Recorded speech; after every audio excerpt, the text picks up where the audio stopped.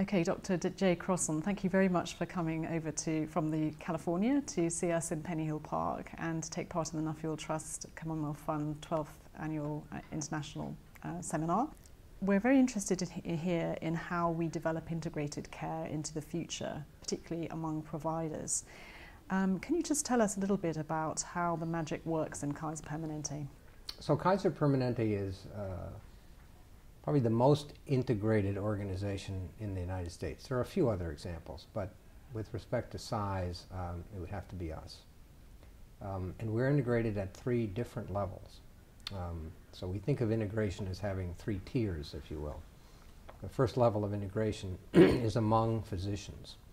So we have what we call multi-specialty group practices. And that's all the physicians, both primary care, general practitioners in this context, and specialists are all part of one medical group. It's self-governed. All physicians are equal. And we elect our own leadership. So that's the first level of integration, is clinical integration among the physicians. Then the second level is integration between the physicians and the hospitals. So we have in California 28 hospitals that we operate.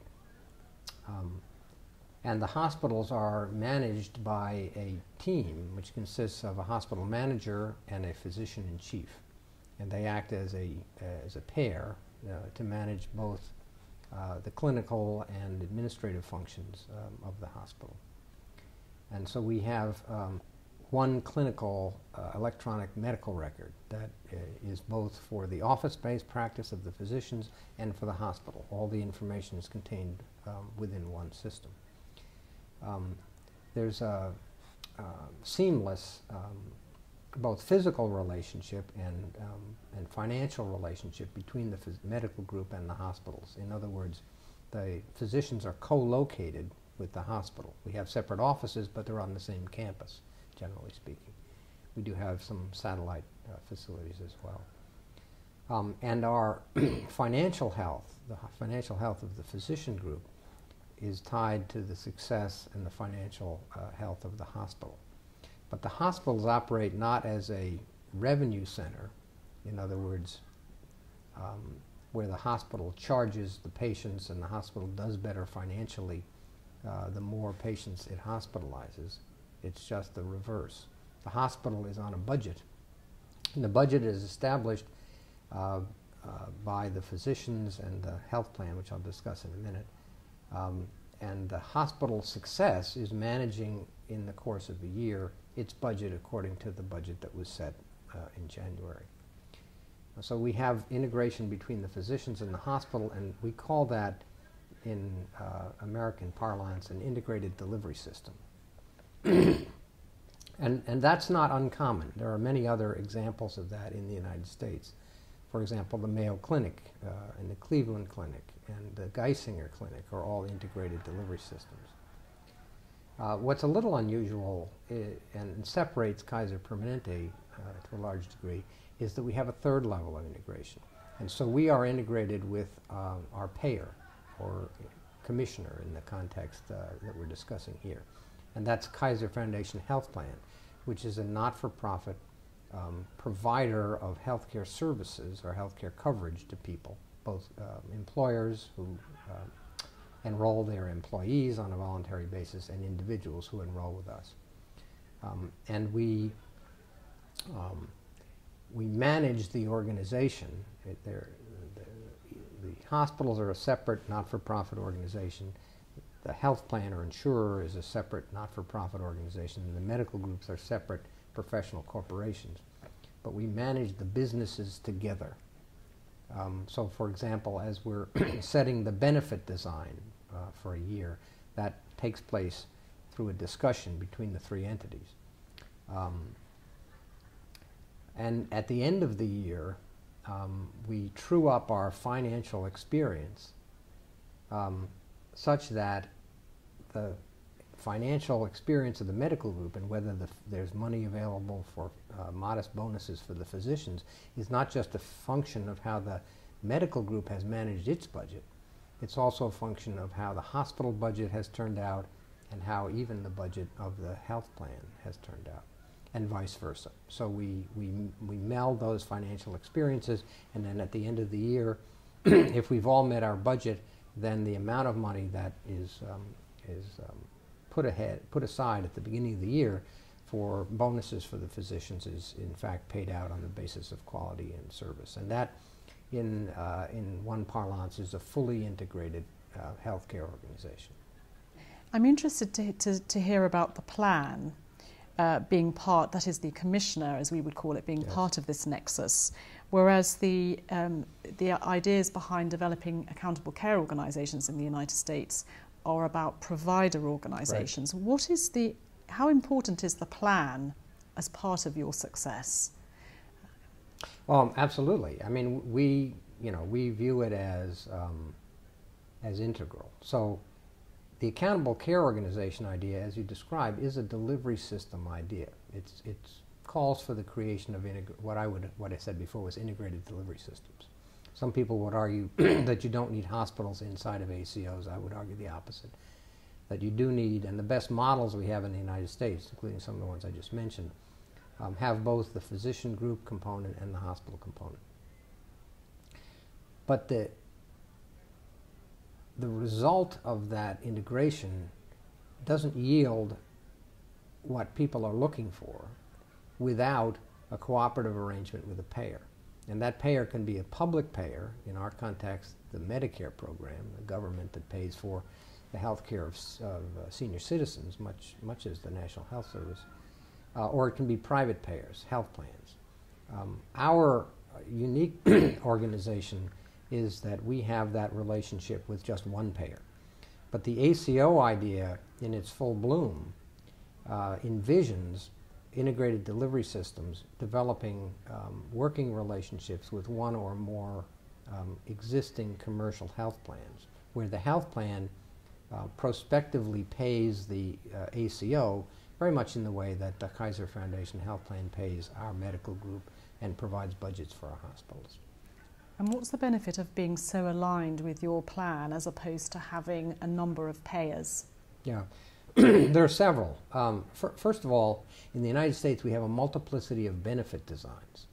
Here the National Health Service says what the benefit design is. In the United States, each plan determines, outside of the Medicare program, in the commercial, what we call a commercial under 65 environment, each plan determines the benefits that they will market. When we sit down at the beginning of the year, that is the medical group and the hospital leaders with the plan, we work out together what is the most sensible benefit design based upon the current science and how we deliver care. So there's an integration, or at least no conflict, between the benefits that the plan creates and how the care should be delivered. The second thing is that relationship, and ours is a mutually exclusive relationship, allows for predictability of income over time. We know we have an ongoing 60-year evergreen contract between the plan and the providers. So we can be relatively certain that will remain intact, and therefore it allows the health plan to make long-term, because the health plan in our context is the holder of the capital of the organization, and it allows them to make long-term investments and long-term bets, if you will, because they have a stable relationship with the provider system. That's one reason that has allowed us, for example, 7 to 10 years ago, to make a very substantial $3 billion investment in the development of a clinical information system, because the health plan board, which is a public board, knew that if they expended that money, that the delivery system was a fixed group of individuals with fixed leadership, and that the money would be put to good use. I think the situation in the evolving ACO world,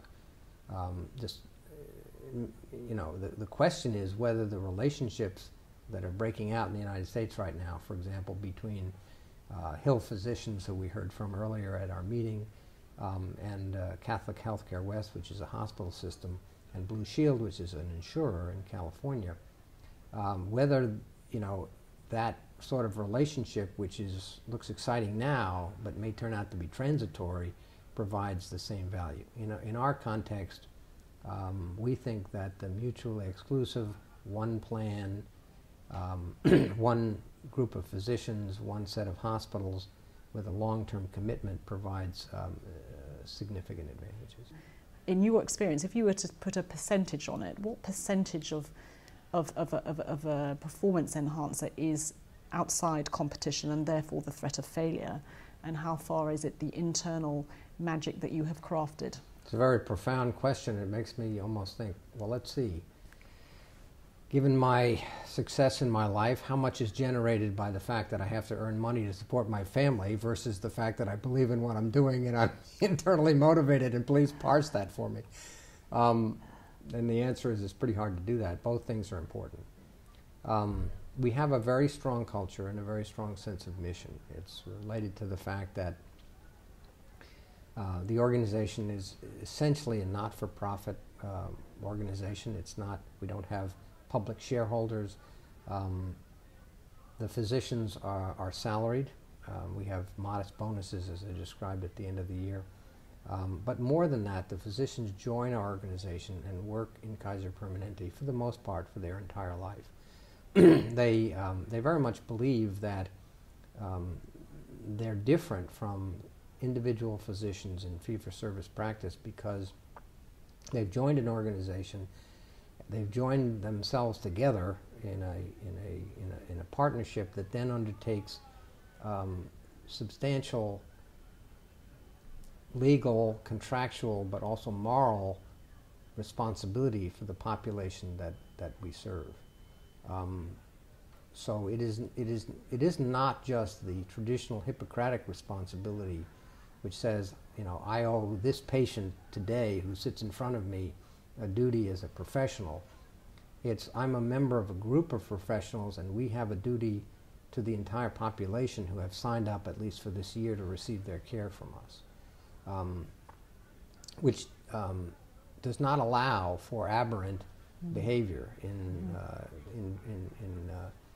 There's a great sense of group coherence and cohesiveness, rather, and peer enforcement of a set of standards. That's probably, combined with leadership, that's probably the strongest thing.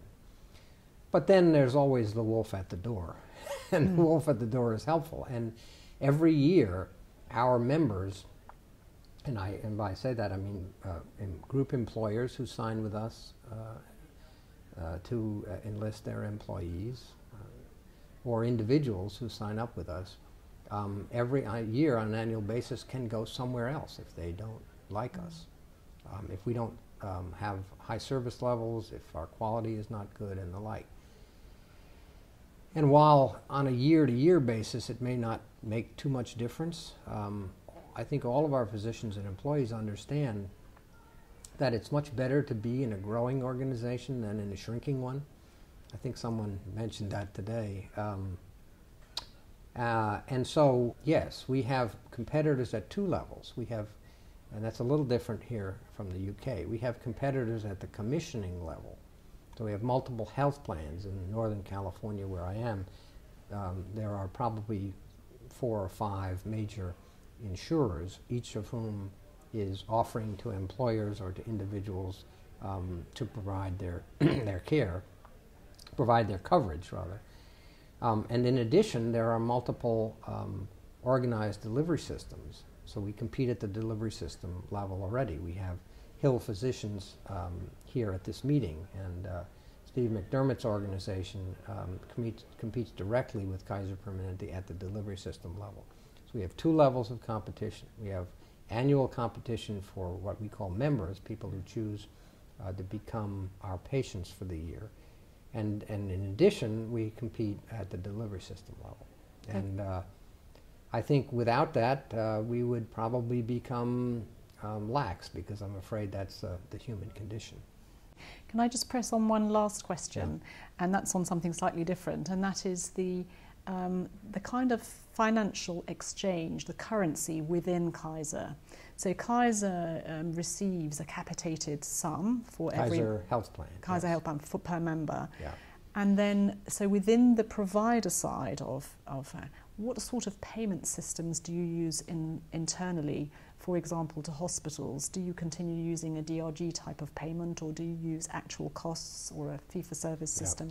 So let's take the hospitals. So every every year, at the end of the year, we have, let's take Northern California, for example. We have 21 hospitals. We know at the end of the year roughly how many of our members, patients, have accessed services from each hospital. Our San Francisco hospital, our San Jose hospital, our Sacramento hospital, etc. And we can project, based on decades now of data, we can project what the usage pattern will be for the subsequent year.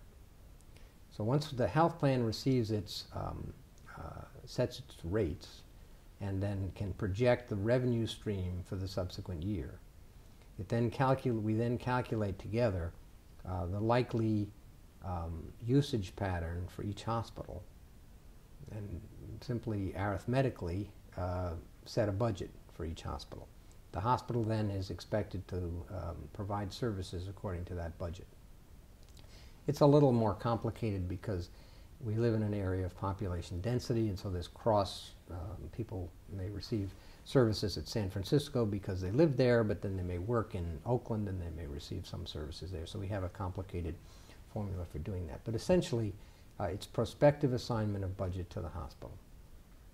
With respect to the medical groups, there's an annual negotiation between the plan and the medical groups. So once the rates are set and the health plan can project its revenue, then the medical group, there's one medical group in Northern California, sits down with the health plan and negotiates based on what we know about expected care demand, the price of administered pharmaceuticals, and all those projections that the actuaries can give us. We negotiate for a lump sum payment to the medical group. It's not actually a lump sum payment, it's a payment per member. But since we know roughly what the membership is going to be, it's sort of a lump sum payment. And then the medical group is then expected to provide services according to that budget. So metaphorically, we say 362 days a year, Kaiser Permanente exists at a round table where we all work together. 3 days a year, we have an oblong table. We sit across from each other and negotiate that one number. And that's pretty much how it works. Then the physicians then are paid a salary, and then we receive a modest bonus at the end of the year, which at the individual facility and doctor level is delivered only based on performance measures of quality and patient satisfaction. There's no incentives based on dollars or utilization.